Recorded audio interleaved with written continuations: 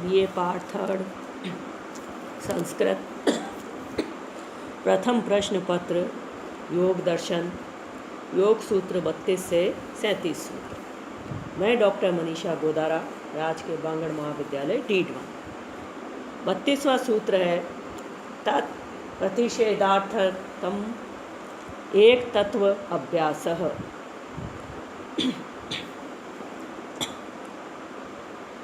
तत् प्रतिषेधार्थम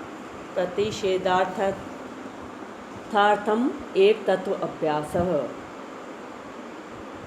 उनको दूर करने के लिए एक तत्व अभ्यासः, एक तत्व का अभ्यास करना चाहिए।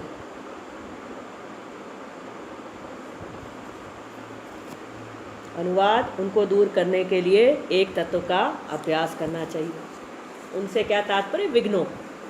इन विघ्नों को दूर करने के लिए पतंजलि एक तत्व के अभ्यास की बात करते हैं कि ईश्वर शरणागति यदि पूर्ण विश्वास के साथ होती है तो ईश्वर उसका हाथ थाम लेता है। अपने को असहाय मानकर यदि ईश्वर के भरोसे पूर्ण श्रद्धा के साथ छोड़ दिया जाए तो ईश्वर स्वयं सर्व दुखों का नाश कर देता है। ऐसा अनेक के साथ हुआ है। यदि अभ्यास ही आवश्यक हो तो ओम का उच्चारण करना चाहिए। इसकी ध्वनि की तरंगों से भीतर परिवर्तन होता है, जिससे सभी बाधाएं दूर हो जाती हैं। शरीर के भीतर एक विद्युत प्रवाह चलता रहता है। जब उसमें रुकावट आती है तो वह बीमारी है, व्याधि है। इसी विद्युत प्रवाह को ओम की ध्वनि से ठीक किया जा सकता है तथा मनुष्य स्वस्थ हो जाता है। इसके उच्चारण से वाचा सिद्धि भी होती है। इससे काम भावना भी शांत होती है तथा चित्त शांत होता है। अतः योग साधक को इस स्थिति में उस एक ही तत्व ओम का अभ्यास करना चाहिए। इससे ये उपद्रव अपने आप शांत हो जाएंगे। ये उपद्रव अशांत चित्त के लक्षण मात्र हैं।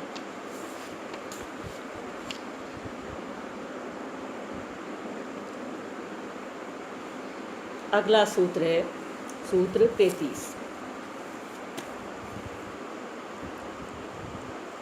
मैत्री, करुणा, मुदित, उपेक्षा नाम, सुख दुख, पुण्य अपुण्य विषयानाम भावनात् चित्त प्रसादनम।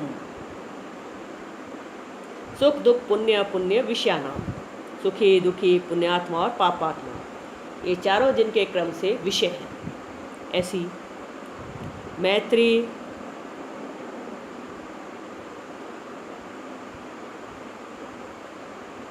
करुणा, उदिता, मैत्री, करुणा, मुदित, उपेक्षा नाम, मित्रता, दया, प्रसन्नता और उपेक्षा की भावनातः, भावना से चित्त प्रसादनम, चित्त प्रसन्न हो जाता है, चित्त स्वस्थ हो जाता है।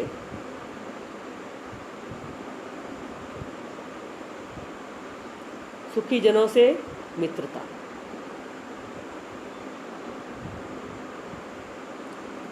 दुखियों पर दया, पुण्यात्माओं में हर्ष और पापियों से उपेक्षा की भावना से चित्त प्रसन्न होता है। मैत्री, करुणा, मुदित, उपेक्षा नाम, सुख दुख पुण्य अपुण्य विषयानाम भावनातः चित्त प्रसादनम, अर्थात सुखी जनों से मित्रता, दुखियों पर दया, पुण्यात्माओं में हर्ष और पापियों की उपेक्षा की भावना से चित्त प्रसन्न होता है। चित्त सत्व तथा रज तथा तम गुणों से गठित हुआ है, इसलिए इसमें तीनों गुण विद्यमान हैं।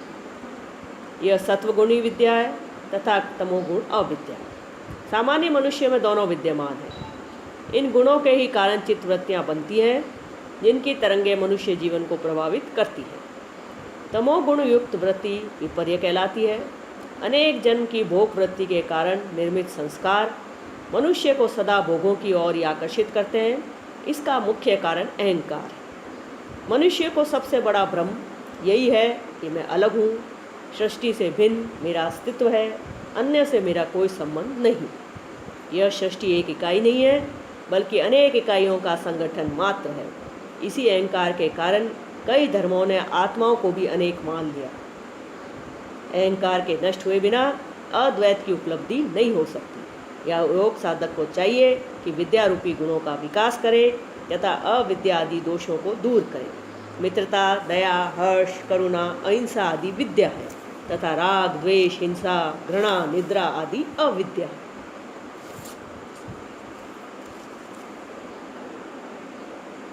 विद्या आदि गुणों के सेवन से चित्त प्रसन्न होकर निर्मल होता है, जिससे वह शांत हो जाता है। किंतु अविद्या आदि दोषों से वह और कलुषित होता है, जिससे वह नित्य नई नई चिंताओं और दुखों से ग्रस्त रहता है। ऐसा चित्त कभी शांत नहीं हो सकता। यह विद्या आदि दोष केवल मनुष्य के अहंकार को तुष्ट करते हैं, किंतु उसे आत्मज्ञान से वंचित कर देते हैं। जो मनुष्य दूसरों को सुखी देखकर ईर्ष्या करता है, वह स्वयं दुखी होता है। वह दूसरों की निंदा, आलोचना करता है, तिरस्कार व घृणा करता है, हिंसा करता है। ये सब विकृत मन के लक्षण हैं, क्योंकि भीतर जो भरा है वही बाहर प्रकट होता है। ये चिन्ह है जिससे पहचाना जा सकता है उसके भीतर क्या भरा है। इनसे उस व्यक्ति को लाभ कुछ नहीं होता, बल्कि उसका जीवन नरक बन जाता है। इन सबसे केवल उसके अहंकार की तुष्टि होती है कि अन्य सब बुरे हैं, मैं अच्छा हूँ। जो अच्छा नहीं है वही अपने को अच्छा बताने के लिए ये नकारात्मक उपाय काम में लेता है। जो अच्छा है उसे अपने को अच्छा सिद्ध करने के लिए ऐसे उपायों की कोई आवश्यकता ही नहीं होती। ये ऐसे अवगुण हैं जो दूसरे का कुछ भी अहित नहीं कर सकते, बल्कि स्वयं का अहित अवश्य करते हैं। सबकी निंदा करके वे अपने लिए गुणों के द्वार बंद कर देते हैं।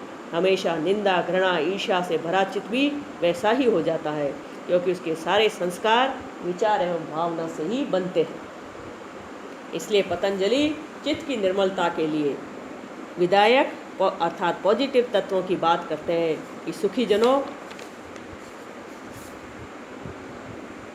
से मित्रता करना, दुखियों पर दया करना, पुण्यात्मा पुरुषों में प्रसन्नता की भावना करना तथा पापियों में उपेक्षा की भावना करने से चित्त निर्मल और प्रसन्न होता है।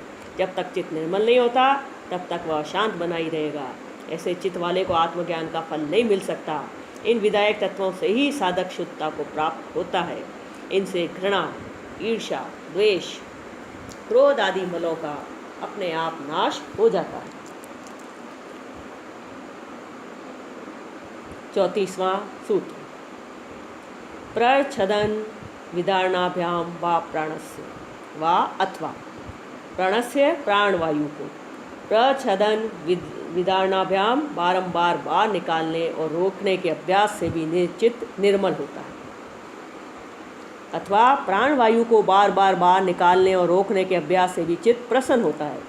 महर्षि पतंजलि इस सूत्र में कहते हैं कि यदि वह साधना कठिन हो, नहीं किया जा सके अथवा करने में लंबा समय लगे तो श्वास का प्रयोग किया जा सकता है। अर्थात साधन कठिन हो, नहीं किया जा सके या उसको करने में लंबा समय लगे तो श्वास का भी प्रयोग किया जा सकता है। प्राणवायु जो श्वास के द्वारा हम भीतर लेते हैं तथा बाहर छोड़ते हैं, उसे बार बार निकालने तथा थोड़ी देर बाहर ही इसे रोके रखने का अभ्यास करना चाहिए। यह प्राणायाम की एक विधि है। इससे चित्त निर्मल तथा शांत हो जाता है। प्राणायाम का प्रयोग विधि पूर्वक ही करना चाहिए तथा गुरु से सीख लेना चाहिए, वरना इसके दुष्परिणाम भी होते हैं, जिससे शरीर में विकृति पैदा होकर वह रोगग्रस्त भी हो सकता है। इसकी विधि है सुखासन, सिद्धासन अथवा पद्मासन में बैठें, रीढ़ की हड्डी सीधी रखें, कमर सीधी रहे, गर्दन सीधी रहे, फिर श्वास गहरी भीतर खींचें तथा उसे नाभि तक ले जाएं, फिर उसे जोर से बाहर फेंकें, फिर उसे थोड़ी देर बाहर ही रोक लें, रोके रखें। यह बाहर ये कुंभक है। पेट को भीतर की ओर दबावें जिससे अधिकतम वायु बाहर निकल जाए, फिर गहरी सांस खींचें व फिर छोड़ें। इस क्रिया को बार बार करने से विचारों में परिवर्तन आ जाता है तथा नाड़ियों का दूषित मल बाहर निकलता है, जिससे चित्त प्रसन्न एवं निर्मल हो जाता है। क्रोध भी शांत हो जाता है। इस प्रयोग को धीरे धीरे बढ़ाना चाहिए, पहली ही बार अधिक समय नहीं करना चाहिए।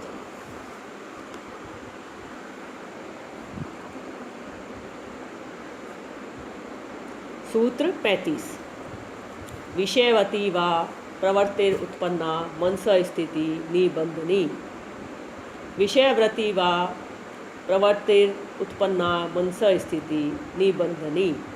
विषयवती विषय वाली, प्रवृत्ति उत्पन्ना उत्पन्न होकर, वह वा भी मनसा मन की स्थिति बंधनी स्थिति को बांधने वाली हो जाती है। वा अथवा विषय वाली प्रवृत्तियाँ गंध रूप रस शब्द स्पर्श आदि उत्पन्न होकर मन की स्थिति को बांधने वाली हो जाती है। दूषित मन कभी स्थिर नहीं रहता। जब तक चित्त में तरंगें उठती हैं वह कभी शांत नहीं हो सकता। शुद्ध निर्मल चित्त ही शांत होता है। इसके उपाय पतंजलि ने ऊपर बताए। चित्त में उठी तरंगों का नाम ही मन है। मन के स्थिर एवं शांत होने का अर्थ है चित्त में तरंगें अब नहीं उठ रही हैं। इस स्थिति को ही समाधि अवस्था कहते हैं। मुक्ति की प्रक्रिया इसके बाद प्रारंभ होती है।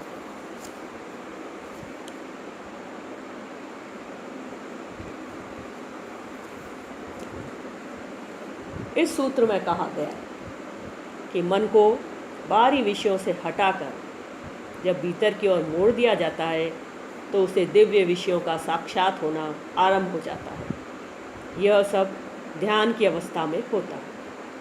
ज्यों-ज्यों मन का प्रवाह भीतर की ओर होता है साधक को कई अतीन्द्रिय अनुभव होने प्रारंभ हो जाते हैं। इन दिव्य विषयों का अनुभव करने वाली वृत्ति को विषयवती प्रवृत्ति कहते हैं। इसमें साधक को विभिन्न प्रकार के वाद्यों के शब्द सुनाई देते हैं, विभिन्न प्रकार की आवाज़ें सुनाई देती हैं। कभी किसी साधु महात्मा धुनी तथा अपने ईष्ट देव के रूप में दर्शन भी होते हैं। कभी विभिन्न प्रकार के स्वाद आने लगते हैं, कभी विभिन्न प्रकार की गंध आने लगती है। कभी कभी सूर्य चंद्रमा सितारे दीप मणि आदि का प्रकाश दिखाई देता है। इन सब दिव्य अनुभवों से साधक की रुचि बढ़ती है। उसका विश्वास दृढ़ हो जाता है कि उसकी साधना ठीक से चल रही है। यह एक नई दुनिया में प्रवेश है जिसे ध्यान की दुनिया कहते हैं। इस दुनिया में प्रवेश करने के बाद जहाँ जहाँ गुरु कहे वहाँ वहाँ ध्यान को केंद्रित करने से ये चीज़ें जब चाहे देखी सुनी जा सकती हैं। ये सब मन को स्थिर करने वाली है, जिससे आत्मचिंतन के अभ्यास में सहायता मिलती है। ये अनुभव धारणा काल के हैं। इसके बाद ध्यान और समाधि की स्थिति आती है।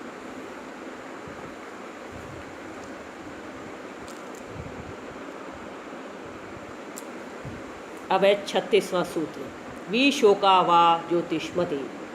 वा इसके सिवाय यदि विशोका शोक रहित, ज्योतिष्मति ज्योतिष्मति प्रवृत्ति उत्पन्न हो जाए तो वह भी मन की स्थिति करने वाली होती है, अर्थात मन को स्थिर करने वाली होती है।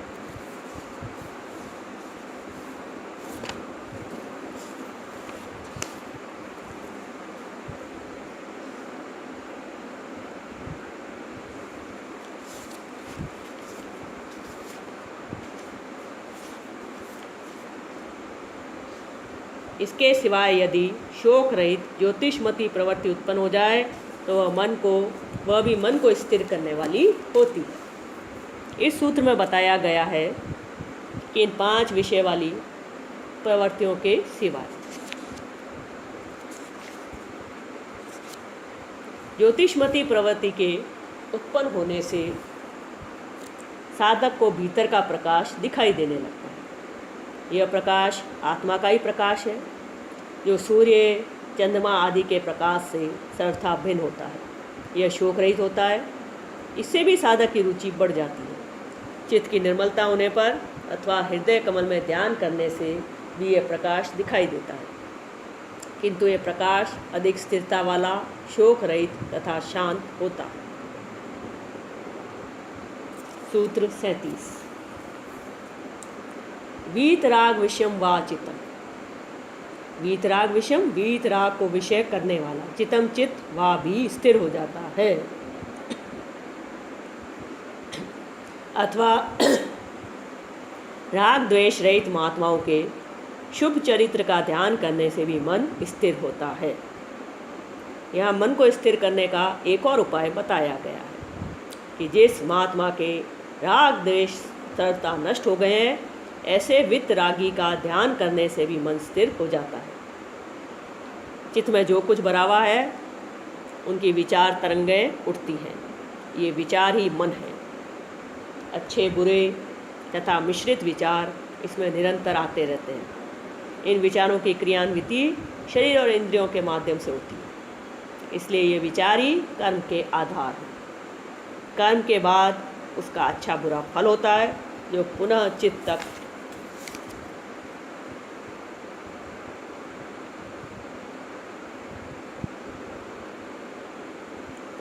तक पहुंचता है। इससे फिर नए विचार उत्पन्न होते हैं। यह दुष्ट चक्र जन्मों जन्मों तक चलता रहता है। चित्त में निरंतर विक्षेप बनते रहते हैं। चित्त को शांत करने के लिए इसे पहले नकारात्मक से विधायक की ओर लगाना चाहिए, विध्वंस से निर्माण की ओर लगाना चाहिए। उसके बाद विधायक का भी निषेध कर देना चाहिए, तभी पूर्ण शांति होती है। यहाँ वितरागी महात्मा के ध्यान करने को कहा गया है। हम जिस प्रकार के व्यक्ति का ध्यान करते हैं वैसे ही हमारे विचार बन जाते हैं, क्योंकि उसकी अदृश्य विचार तरंगे हमारे मन को प्रभावित करती हैं। महापुरुषों, वीरों, संतों अथवा चोरों, डाकुओं, अत्याचारी आदि में से जिस पर हम विचार करते हैं अथवा साहित्य पढ़ते हैं अथवा सुनते हैं, हमारे मन के विचार भी वैसे ही बन जाते हैं। यह मनोवैज्ञानिक सत्य है।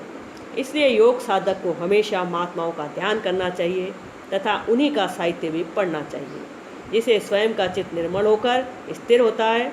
ऐसे महात्माओं का चित्र अथवा मूर्ति आदि को सामने रखकर भी ध्यान किया जा सकता है।